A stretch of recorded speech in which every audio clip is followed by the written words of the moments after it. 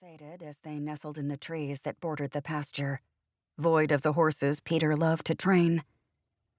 A swift kick under her ribs gained her attention, and Naomi caressed her swollen belly where her active baby boy moved. "We're here, little man. I might as well look around." She awkwardly scooted out of the driver's seat, reminded that no movement was easy at the advanced stage of her pregnancy. Time was running out, though. Soon she'd be a busy single mommy. It was now or never. Her ballet slipper flats crunched softly on the gravel road. Gravity pulled on her aching muscles, and she braced her palms against the small of her back, then leaned to stretch. Sprouts of overgrown grass and weeds peeked sporadically through the ground. A soft breeze fluttered the tendrils of hair that had escaped her French braid, tickling her neck. Goosebumps rose on her bare arms. She reached in and grabbed her favorite blue cardigan from the seat, donning the sweater. Then she withdrew her cell phone from her purse and activated the flashlight app, mentally chastising herself for not bringing a real one. Of course, she reasoned, she'd not anticipated coming to the ranch. Naomi stood motionless, surrounded by inky darkness, and serenaded by chirruping crickets. With one last glance at her van, she started toward the barn. Rusty red paint covered the wooden structure, and a side door stood ajar. The motion sensor light overhead activated at her approach. Naomi jumped back, startled, and pressed her hand against her racing heart.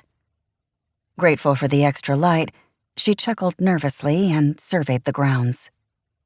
Long rows of evergreens bordered the lane where she'd driven. Weeds and tall grass had overgrown the landscape.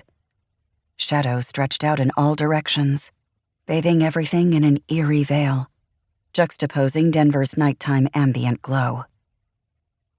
Her legs and back ached from the long day of sitting and driving. A walk would relieve the tension. Besides, since her husband Ted's accidental death 6 months prior, she had no one to go home to. Not that he'd been around much before the mishap. Naomi inhaled a fortifying breath, passed the barn, and headed for the pasture separated by a split-rail fence. Sweet memories of her high school rodeo performance days trickled into her mind, and she smiled. All of it seemed a lifetime ago. Naomi faced west, where the last glimpses of the sunset disappeared behind the craggy landscape. She inhaled the fresh air. Away from the busyness of the city, she relished the quiet, though it reminded her of Elk Valley. Her baby shifted again, refocusing Naomi to her purpose. She turned and walked toward the barn. A rustling in the foliage behind her had Naomi pivoting. She scanned the row of evergreens bordering the lane, then her gaze roved the prairie. Was it her imagination, or did something move in the distance? "Hello?" Naomi's voice hitched, revealing her fear. No response. This was a huge mistake.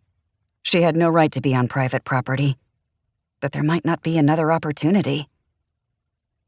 She approached the barn door, placed her hand on the iron handle, and tugged it open. It creaked, though she'd expected nothing less. She stepped over the threshold and entered the darkened space. Something rushed at her. Naomi gasped and stumbled back into the opened door as a form whipped into the space between her and the outdoors. Her cell phone light captured the rabbit's white tail as it darted into the pasture. Naomi's heart thudded so hard against her ribs it vibrated through her body. "Stop it," she admonished before sweeping the light across the vacant barn.